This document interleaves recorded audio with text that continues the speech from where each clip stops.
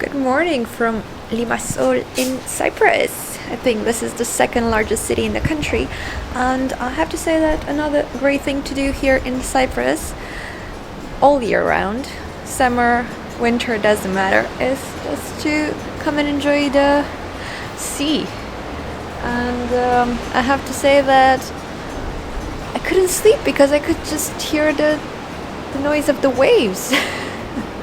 Although the door was closed, you can definitely see it. Joke aside, it's kind of awesome that you have this really long waterfront with all the hotels on it. And right over there, you cannot see it from here, but there's like a really nice walkway by the sea and just goes on and on for kilometers without end.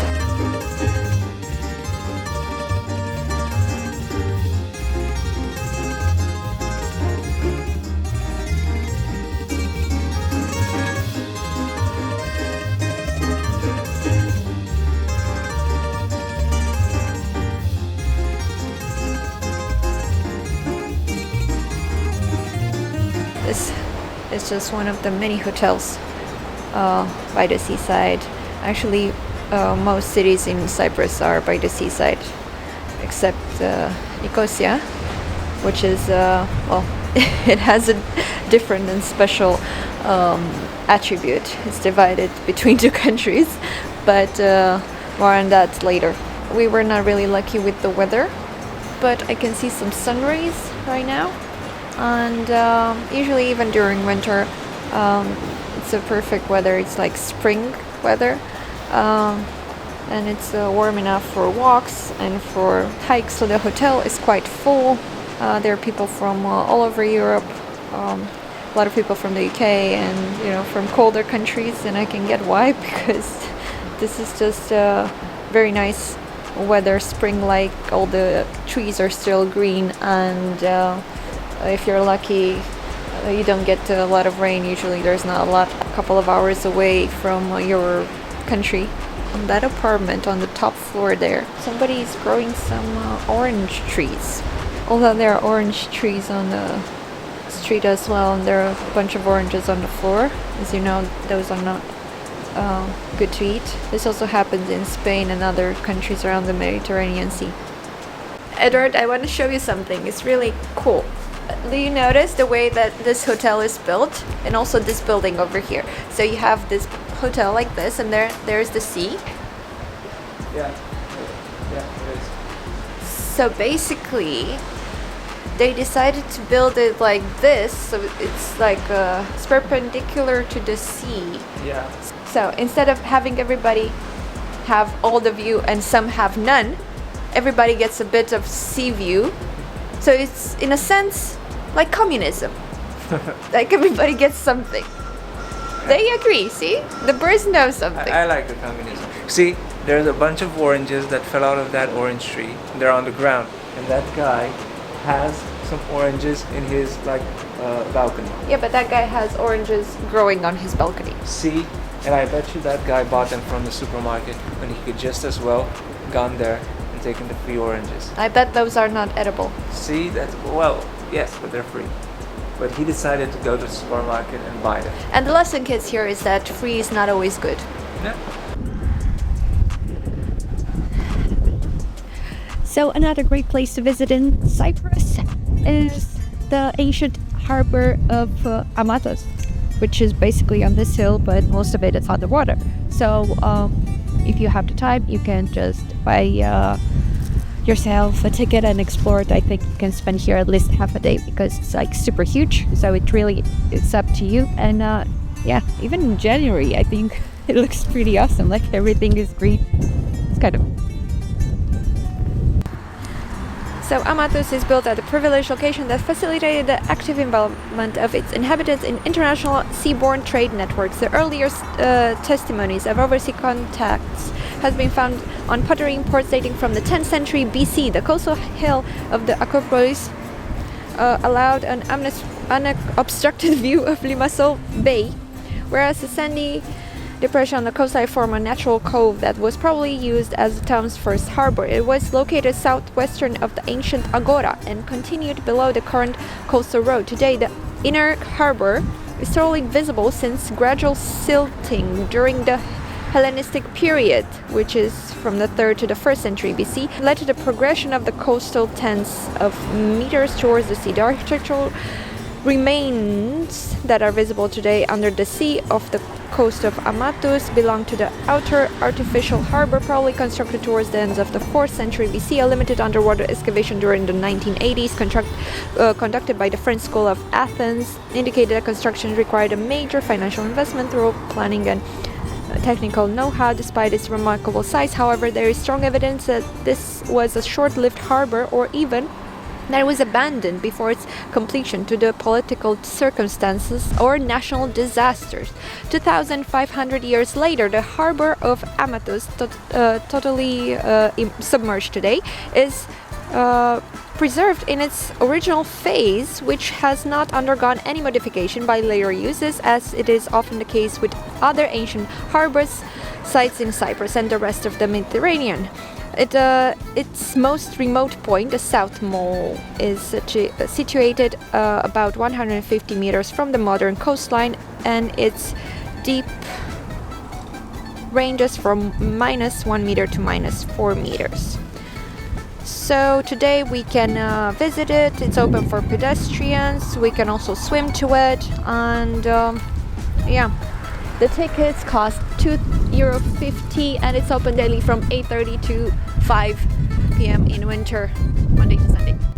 So apparently Amathous is one of the two great sites dedicated to Aphrodite, where remains of sanctuaries and temples of the goddess can still be seen. The other one is Paphos, which is a bit on the west coast. The Cypriot goddess was perhaps worshipped on the Acropolis of the city as early as the 11th century BC, as evidenced by tomb of that period, which is tomb of Adrian Aphrodite, known from ancient sources as a cult place.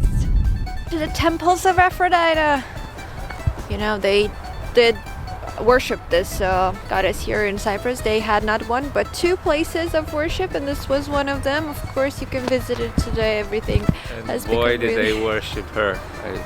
You can read at the door. Yeah, but a whole bunch of sexy stuff going on around here. I'm not gonna spoil it for you.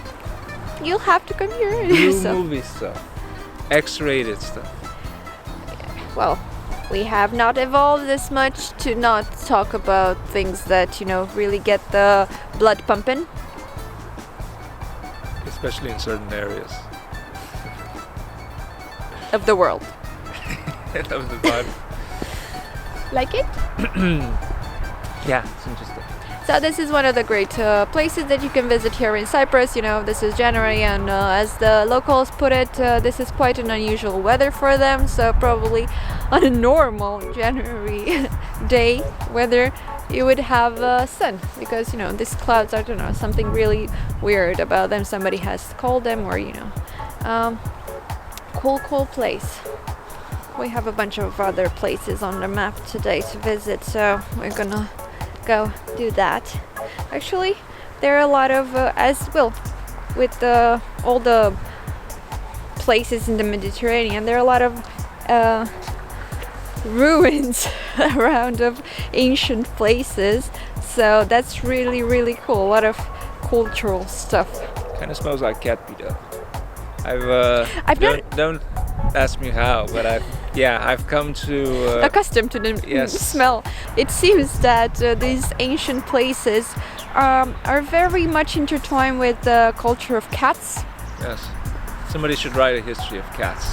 Maybe the cats rule the come from? Yeah, the cats ruled the world at some point. They were really close to the human societies. Either way, they're still present here. You know, bunch of ancestors. What was your insight about cats and the beach in Cyprus?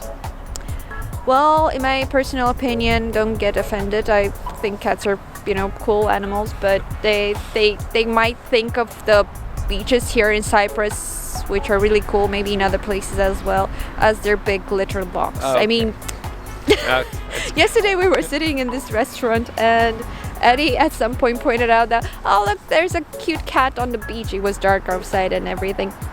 It was almost rainy, and the cat was like, playful on the beach. And then at some point, and I was like, oh, okay, I don't see it, maybe, And then at some point there was another cat. He was like, oh look, there's another cat. It's on the beach. And then I saw the second cat, and the second cat was was actually really scared of people watching her, but she was like in the middle of the beach, like it was impossible not to. And then she was doing like this, and then she stopped because she was terrified that somebody had seen her, and then she continued to do this, and after she finished doing this gesture with her paw or his paw, whatever, she ran away. That I immediately knew that she just finished doing her business, his business. I don't know, was it he or she anyway. Carefree. I'm carefree. Why are you so carefree? Because it's really pleasant in the Mediterranean, even in January. It's a bit of a breeze, smells nice off the hills, and it smells nice off the sea. Our sea doesn't smell as nice. I think it's the litter effect. Maybe. The cats did that. Told you, the cats are our gods. Plus we're in the center of Aphrodite, where a lot of sexy things happen. So, sexy things make you feel good. But it's not just a temple. As you see, the entire settlement and the remains of the settlement actually are all over this hill. And there are some walkways that you can take and just go up to the top of the hill, which I bet has really cool views over the harbor. You can see it even from here. Yeah, it's really nice. So it's a really interesting place to explore. If you have the time or you're really curious to see how this kind of settlement looks like, it's super old and super accessible. So yeah, kudos to Cyprus. A lot of cool things here.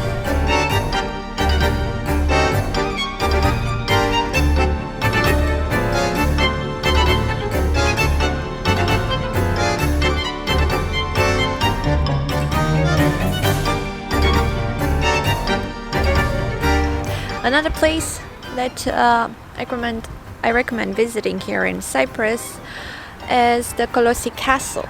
Although it looks like a castle, it has a name of a castle. It was more of an administrative center for agricultural stuff over the years. It was originally constructed in the 13th century, and it oversaw the crops around it.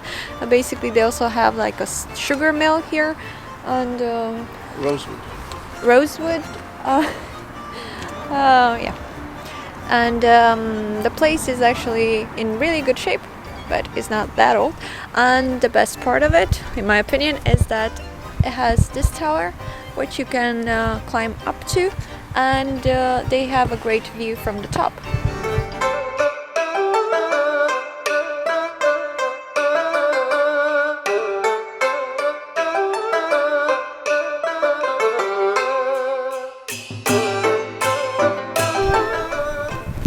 I'd like to welcome you in my medieval home.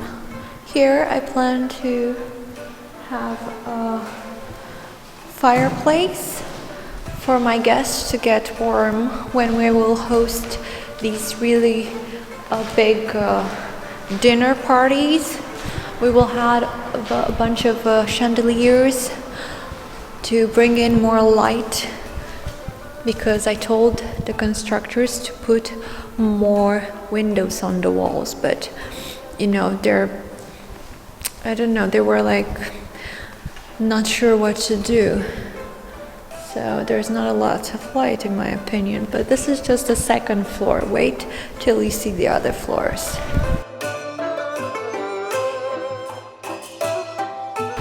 So here at the second floor you can see a lot of interesting stuff. Again, there's also a fireplace, but what really caught my attention is the existence of latrines in this room. So the latrines are on the north wall. It appears to have projected beyond the exterior of the castle, judging by the remains of the corbels visible from the outside. The existence of the latrines in this room, as well as the elaborate design of the fireplace, may lead to identify it as belonging to the Grand Commander. Okay, so as in case you did not know, in medieval times they did not have indoor bathrooms, so the latrines and their contents actually were just disposed somehow outside. When you don't want something inside, just throw it away. So here on top of the Kolossi Castle, actually you can see miles away in every direction, which is kind of cool. And well, back then it was really important, you know, to have really the power of the agricultural sector. Food is always important, so from here you can definitely see the olives crop, the olive trees grow, the oranges grow. Actually, they're still there if you want to come and see it. And you can even see the sea from here. You can see the mountains on the other side. It's actually really, really cool. And to be honest, there are not a lot of buildings or tall buildings nearby, so it's one of the best place, still one of the best place to have a panoramic view all over this area. So it's kind of cool. So again, I want to put some focus on the fact that in January you can have and you will find blooming flowers in Cyprus. I think that's kind of amazing. I love that. So the next stop is the Kourion Archeological site, which has, from what I've seen on the maps, it has a beautiful amphitheater, and the tickets are €4.50 for $1, but they only accept cash. So luckily I had my bag of coins. Yeah, let's go. So another great place to visit in Cyprus by the coastline, because you can see the sea right there, is the amphitheater of Kourion, which is basically this area over here, and it was probably constructed towards the end of the 2nd century BC. It has a certain central stage, and they were singing here and having some shows, but then at the during the 4th century AD, it was destroyed and abandoned, and what we see today is a reconstruction by a Greek architect, and it's quite big, because apparently the original theater was able to accommodate 3,000 people.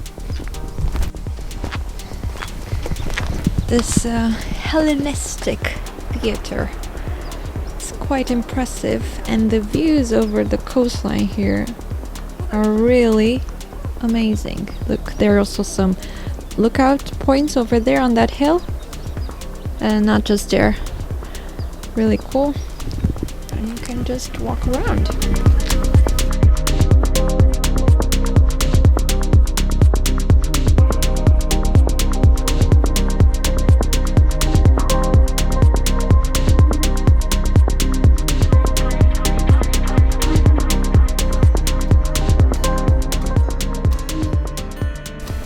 Edward, sing for us. What do you want me to sing? Beatles. I just see your face, I can't forget the time. Oh, place where we just met. She's just a girl for me, and I want all the world to see we met. La la la la la la.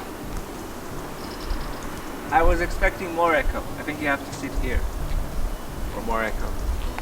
Blackbirds in the dead of night, take this from wings and learn to fly. All your life, you're only waiting for this moment to arrive. So this amphitheater, actually, it's a staple of the Hellenistic civilization, and you will find it everywhere in Greece, in Cyprus, in Turkey. Sorry, Turkey, but that's true. I've been to Ephesus, and they have quite a lot of similar structures. Edward, as a performer yourself, Yes, how would you rate this amphitheater? it's very good. I'd build one especially for myself and just have shows exclusively of my work and perform whenever I felt like it, and charge people a lot of money to get in, as it should be. I think Cyprus is actually a really good location because you are right here by the Mediterranean Sea. Yeah, I think You have plenty of stones. I'd be doing people a great favor. Just they could listen to my great music. It's such a wonderful surrounding next to the sea. Imagine this in the summer. Obviously, we'd be serving beers.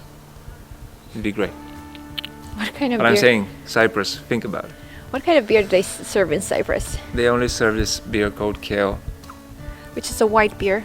Yeah, it's like lager. It's decent. But what I'm saying is, take a chance on Guinness or like a dark beer. Well, truth to be told, Cyprus is quite famous for its winery. So if you come to Cyprus, one other thing you can do actually is a wine tour. There are some places. They also have a wine museum. We just passed by one. There's also this, I'm not going to drink it, but there's this apple brandy that's really famous here. It's Oh. like their version of ouzo, I guess, but like the Cypriot version of ouzo. So it might be interesting. I'm not going to drink it. I only like beer, but you know, to each their own.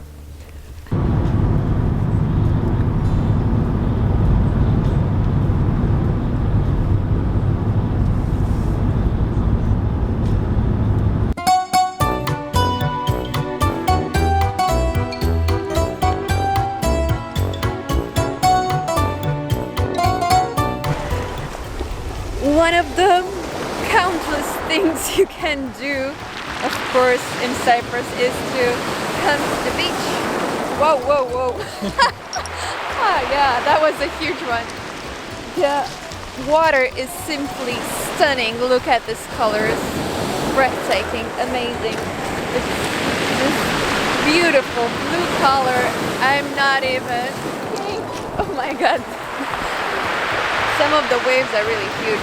So this place is called the Aphrodite's rock or hill. Depends. There are a bunch of locations that you will find on Google Maps, but I will point right here the correct one to reach this specific point where you can just walk around this really nice beach, and then you can also climb all the way there on that rock for a better point, because that over there is Aphrodite's rock, and it's simply beautiful. Now, I have to say we are here in January, and I am wearing a t-shirt, so they're at least 16 degrees right now, maybe more, and it's rather cloudy, but still beautiful. Turns out I was wrong. Actually, this actually is a really long beach, and right over there I can see people bathing right now in January in Cyprus.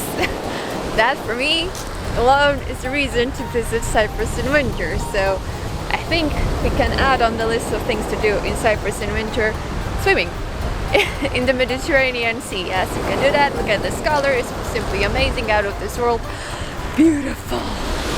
And yeah, you don't have to go to some sort of a tropical paradise, because we have one here in Europe, and it's called Cyprus. Actually, one of the many. Wouldn't you know? Eddie, Yes. happy birthday! Thank you. Happy birthday to all of you too. Let's celebrate with a Guinness. Yes, unfortunately here they have a lot of wine, remember? This wow. is an island where the wine is like deeply treasured Put it and off cherished. for a while, but we'll get back. Let's climb up that hill, and then That's not a hill, that's a rock. let's climb up that rock then, and then let's go and get some falafel. Falafel.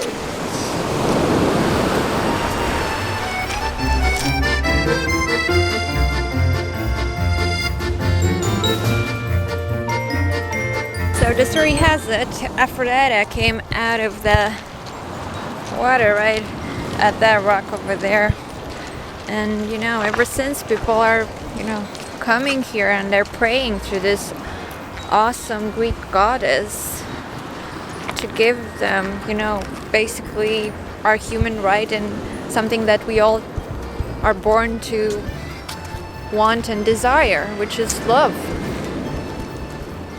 Love is all you need. As the Bible has it. The Beatles. When Julia told me we should come to Cyprus for my birthday, I said she was crazy. I'd rather sleep. Look at this. It's kind of worth it. Finally, the sun is out, as it should be in January. January beach walk in Cyprus. So basically, this is the parking lot where you need to come for that viewpoint. And from this place, there are some trails on these hills, which are Aphrodite's hills, and you can do a bunch of hikes around, or there are some tour agencies here. They can organize I think horse riding activities, all kinds of things. So look, we got a brochure. It says Petrato Romino, fish tavern, restaurant, cafe, panoramic view from Petra, only 1 minute. So only 1 minute from here you can find this place. It's our restaurant. Okay. Another great thing to do in Cyprus in winter or whatever you're coming is to visit the UNESCO archaeological site here in Paphos, which is by the waterfront. Look how gorgeous this place is. Remember, this is January. And yeah, I think we're gonna have about 30 minutes to explore the place, if they're gonna still let us in this hour. Just a bit to show you around what's happening. Car is happening. We made it. I think we were the last people to enter, and we started running. We were the last people to enter the archaeological site here in Paphos. And since we don't have any time left to visit the entire place, which is huge, you can spend easily like half a day here, we decided to visit just the amphitheater, which is from the Roman time. I cannot say anymore because just saw some alleys, and yes, it's really impressive. And I have to say that the views around the citadel is also really nice because you can see the mountains all over. And right now at sunset, they're absolutely gorgeous. Cool place. Yeah, but I ran all the way here, so now I just need a falafel real bad. So the entire place is kind of huge, and there are a bunch of places that have been either partially restored or uncovered or completely uncovered, and they're really, really cool. And right now it's the sunset. It's 4:30 in January, and you have this amazing light for a picture and everything, but also keep in mind that they close at 5, so probably you have to hurry. But nevertheless, it's beautiful. It kind of remembers me of the Roman Forum in Rome, Italy, a bit. Although they had like really tall structures and columns. Here you won't see any columns, but you'll see plenty of former construction.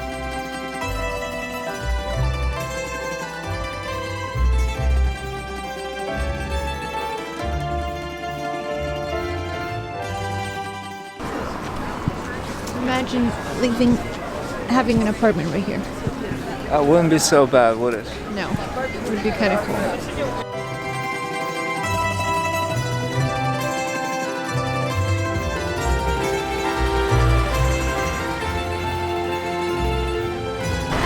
So for late lunch, Eddie convinced me to drive to the center of the city, where we parked in this amazing place to eat some falafel.